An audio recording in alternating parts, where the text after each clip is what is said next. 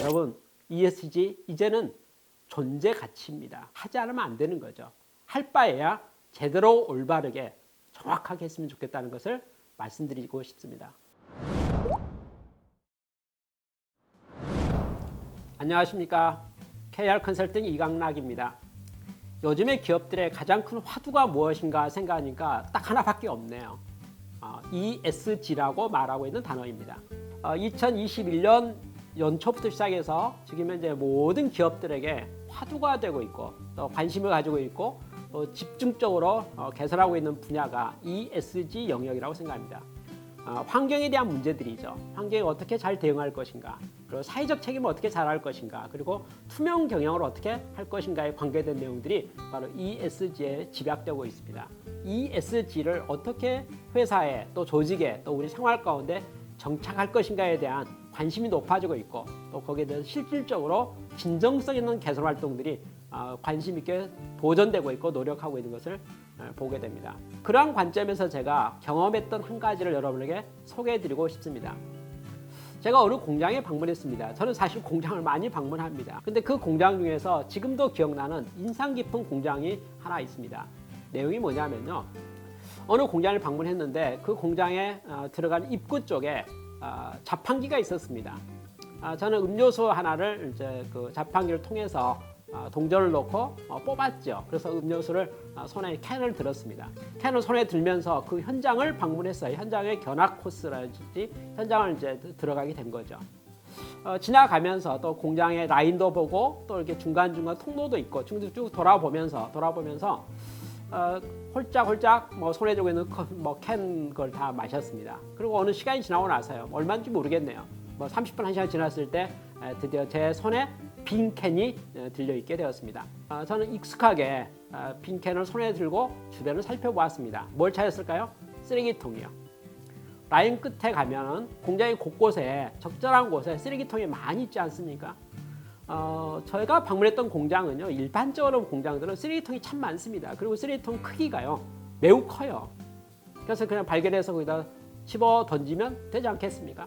그래서 매우 가벼운 마음으로 옆에 바로 제가 가까이 있는 라인의 시작 부분, 끝 부분을 보면서 쓰레기통을 찾았습니다. 그런데요, 아쉽게도 그 라인에 쓰레기통이 없는 거예요. 왜 이 공정의 이 생산 라인에 쓰레기통이 없지?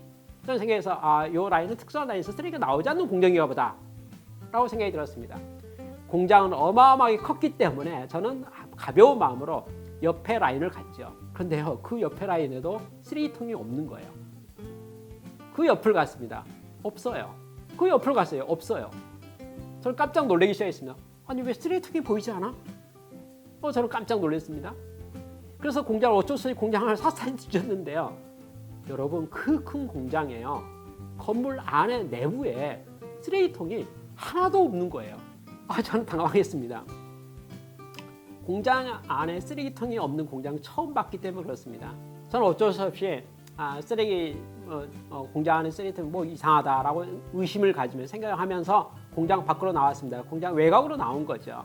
공장 밖에 나오면 뭐가 있습니까? 이렇게 쓰레기장이 있잖아요. 저는 그곳에 방문했습니다. 나와서 공장 외곽으로 나온 거죠. 그리고 버리려고요. 큰 거 아까 말한 고철장이나 이런 데 가서 버리려고 나갔습니다. 고철장에 가가지고요, 봤는데 버릴 수가 없는 거예요. 왠 줄 압니까? 분리수거를 너무 철저하게 해놨기 때문에 전부 그 종류별로 딱 모아놨기 때문에 이 캔을 놓을 자리가 없는 거예요. 눈에 띄기 때문에. 공장을 샅샅이 지고 나서 공장 밖에까지 보고 나서 제 손에 있는 이 빈 캔을 어떻게 처리해야 될지 몰라서 당황스러웠습니다. 그러고 나서 사무실에 그 손을 들고 한두 시간 공장 다 돌았잖아요. 처리하지 못하고 빈 캔을 버리지 못하고 버릴 곳이 없어서 버리지 못하고 사무실에 들어와서 담당자에게 질문했습니다. 이 빈 캔 어디다 버려야 돼요? 이렇게 질문했습니다. 그랬더니 저한테 이렇게 말해요. 맨 처음 살 때 있었던 그 자판기 있잖아요. 그 옆에 캔 압축기가 있습니다. 거기다 넣고 버튼을 누르면요, 캔이 압축돼서 거기서 처리할 수 있습니다. 자판기 바로 옆에 이렇게 캔 압축기가 있었어요. 저는 다시 처음 자리에 돌아가서 보니까 옆에 자판기 옆에 캔 압축기가 있더라고요. 그래서 거기다 딱 집어넣었더니 우두둑 하면서 압착이 되면서 처리가 끝났습니다. 그리고 돌아와서 그 관리자 또 그 회사 직원들에게 질문했습니다. 저는 그동안에 많은 공장을 방문했지만 쓰레기통이 하나도 없는 공장을 발견할 수가 없었는데 현장에 쓰레기통이 하나도 없는 걸 보고 깜짝 놀랐습니다 라고 질문했어요. 그리고 어떻게 쓰레기가 발생하지 않습니까? 라고 말했더니 저희 공장에서는요 제로 웨이스트 팩토리를 지향하는 운동을 지난 3년 동안 했습니다. 어떻게 하면 쓰레기를 발생하지 않을 것인가, 또 쓰레기를 어떻게 치울 것인가, 또 쓰레기 없는 공장을 만들 것인가에 대해서 3년 전에 프로젝트를 시작해서 계속 노력하기 시작했습니다. 모든 쓰레기마다 발생 원인이 있지 않겠습니까? 그것들이 하나하나 추적해가지고 그걸 없애는 작업을 해서 이제 3년이 되어서 저희 공장에 쓰레기통이 없어졌습니다 라고 이야기했습니다. 제가 자세히 들어보니까 하루아침에 된 건 절대 아니네요.